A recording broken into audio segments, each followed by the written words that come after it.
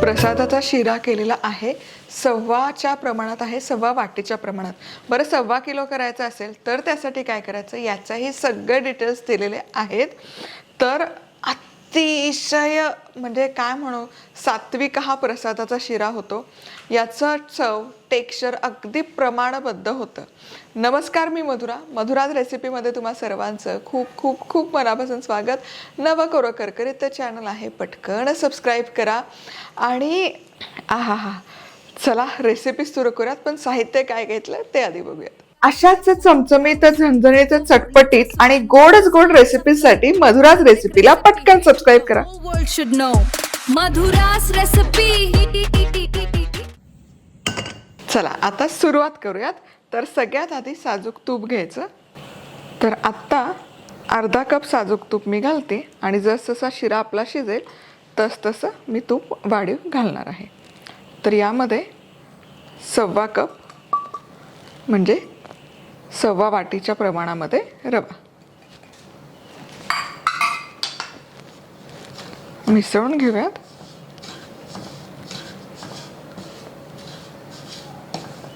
आणि रवा मंद आचेवर खमंग खरपूस भाजून घ्यायचा. प्रसादाचा शिरा आहे, रवा भाजताना अजिबात घाई गडबड करायची नाही.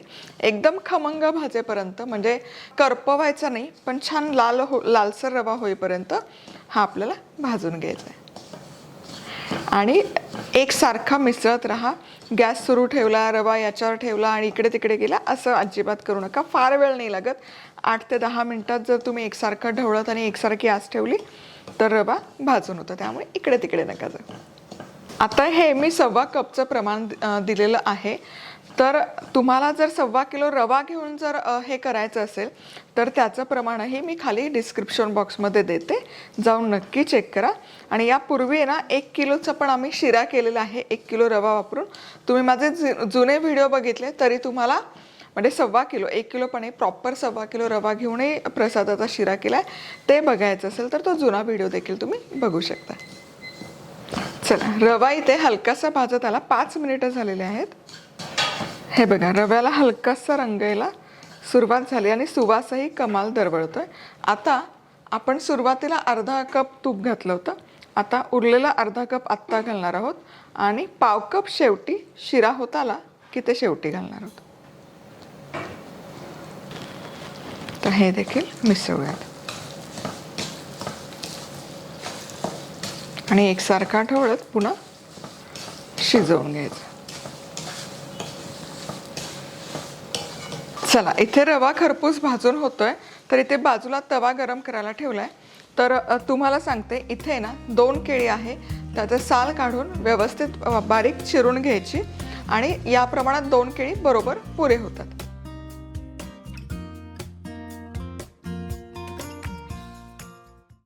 आता या तव्यामध्ये 2 चमचे साजूक तूप गरम करायचं. यामध्ये घालूयात हे केळी, मिसळायची आणि चांगली शिजवून घ्यायची. आणि ही केळी इथे शिजते तर इथे रवा पण बघा, रवा मी सोडला नाहीये, तोही एकीकडे बाजूला छान असा बदामी रंगावर भाजून घेते. आणि हा रवा भाजला गेला हे कसं कळतं बघा, याच्यावर आहे ना असं तूप सुटायला सुरुवात होतं भाजलेल्या रव्यातून. याचा अर्थ रवा आपला छान भाजत आला. तरी पण हा आणखी थोडासा मी याला भाजून घेते, 1 मिनिटभर. आणि या बाजूला केळी देखील शिजतात. आता केळी शिजत आली की यामध्ये सुकामेवा देखील घालायचा, म्हणजे केळीसोबत सुकामेवा देखील तळला जातो. चला, इथे रवा देखील खरपूस झाला. हे बघा, सुरेख असा गडद बदामी रंगावर भाजून झाला. आणि इथे बाजूला केळी देखील छान शिजलेली आहे. आता केळीला छान स्वाद यावा म्हणून यामध्ये थोडंसं जायफळ घालायचं. याची चव आहे ना या प्रसादाच्या शिरात खूप कमाल लागते. त्यामुळे एक थोडंसं जायफळ या केळीला लावून घ्या. हे कॉम्बिनेशन आहे ना, चव आणि कॉम्बिनेशन अफलातून लागतं. रवा मस्त खरपूस झाला. तर यामध्ये हे गरम गरम दूध घालायचं. 1.25 कप रवा आहे तर 2.5 कप इथे गरम दूध घालते.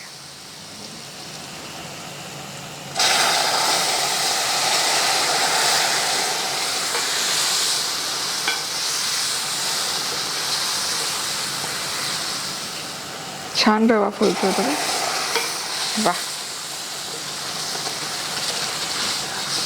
जसं जसं दूध घालू तसं रवा छान फुलत जातो.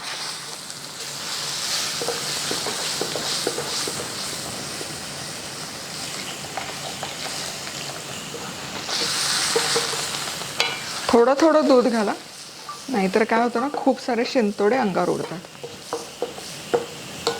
वा वा वा, काय मस्त रंग आलाय बघा. आणि सुवासही कमाल दरवळतोय. जितकं दूध घेतलंय तितकं दूध लागतंच. तर हे उरलेलं दूध पण घालतो. चढूयात. बहारदार. आता यावर झाकण ठेवायचं आणि 5 मिनिटं याला छान वाफ काढायची. बरं, ही ट्रायप्लाय कढई आपलीच आहे. madhurasrecipeclub.com वर खरेदी करू शकता. 5 मिनिटं झाले. वा, बघा रवा छान फुलला. काय सुरेख टेक्स्चर आलंय बघा. वा वा वा, परफेक्ट झालाय. मऊ मोकळा मोकळा दाणेदार असा शिरा. आता यामध्ये साखर मिसळून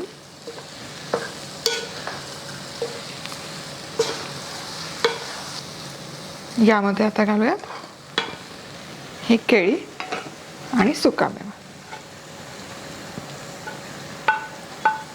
आता हे चांगलं मिसळून घ्यायचं. वा. यामध्ये वेलदोड्याची पूड अगदी मस्त आहे आणि उरलेलं 2 चमचे साजूक तूप. झाकण ठेवायचं, गॅस बंद करायचा आणि 5 मिनिटं हे असंच ठेवायचं. साखर घातल्यावर ना शिजवत नाही राहायचं. काय होतं, साखरेचं पाणी सुटतं ना, त्याचं पाक होतं. मग जितकं जास्त शिजवाल आणि मग ते गुठळ्या होतात बघा. म्हणजे शिरा जसजसा वेळ जाईल मग त्याचा खापा पडायला सुरुवात होतं. मोकळा असा रवाळ राहावा असं वाटत असेल तर साखर घालायची, मिसळायची, झाकण ठेवायचं, गॅस बंद करायचं. 5 मिनिटं बरोबर झालेले आहेत. वा, बहारदार बघा, सुरेख झालाय. किती परफेक्ट टेक्स्चर आलाय. रंग बहारदार आलाय आणि दिसतोय काय कमाल. वा वा वा, मस्त मऊ रवाळ दाणेदार जसा हवा तसा हा शिरा, प्रसादाचा शिरा तयार आहे. एकदम खमंग खरपूस. प्रसादाच्या शिऱ्याचा सात्विकताच इतकी वेगळी आहे ना की म्हणजे काही बोलायचीच गरज नाही. तुम्ही कसाही करा, कुठल्याही कमीत कमी साहित्यात करा, पण त्यामध्ये ती जी चव येते ना, ती चव बाकी इतर दिवशी केलेल्या शिऱ्याला किंवा कुठल्याही 5 स्टार हॉटेलच्या डेझर्टला येत नाही. हे तर मी तुम्हाला मनापासून सांगते. बरं, रेसिपी आवडली तर लाईक, कमेंट, सबस्क्राईब 1.25 किलोचं प्रमाण खाली डिस्क्रिप्शन बॉक्समध्ये आहे, जाऊन नक्की चेक करा. पुन्हा भेटूयात. तोवर मस्त राहा, खुश राहा, आनंदी राहा. सगळ्यात महत्त्वाचं, खात राहा.